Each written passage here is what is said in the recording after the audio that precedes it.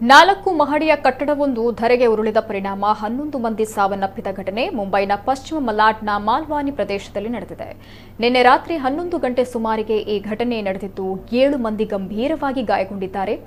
ಇದೊಂದು 4 ಮಹಡಿಯ ವಸತಿ ಕಟ್ಟಡವಾಗಿದ್ದು ದುರ್ಘಟನೆ ನಡೆದ ಸಂದರ್ಭದಲ್ಲಿ ಮಕ್ಕಳು ಸೇರಿದಂತೆ ಹಲವು ಮಂದಿ ಕಟ್ಟಡದಲ್ಲಿದ್ದರು. ಘಟನೆ ನಡೆದ ಕೆಲವೇ ಕ್ಷಣದಲ್ಲಿ ಅಗ್ನಿಶಾಮಕ ದಳ ಮತ್ತು ಸ್ಥಳೀಯ ಪೊಲೀಸರು ಸ್ಥಳಕ್ಕೆ ಆಗಮಿಸಿದ್ದು ರಕ್ಷಣಾ ಕಾರ್ಯವನ್ನು ಆರಂಭಿಸಿದ್ದಾರೆ. ಈ ಕಟ್ಟಡದ ಬಳಿ ಇರುವ ಇನ್ನೂ 3 ಕಟ್ಟಡಗಳು ಆತಂಕದ ಪರಿಸ್ಥಿತಿಯಲ್ಲಿದ್ದು ಅಲ್ಲಿದ್ದ ಎಲ್ಲರನ್ನ ಬೇರೆ ಕಡೆಗೆ ಸ್ಥಳಾಂತರ ಮಾಡಲಾಗಿದೆ.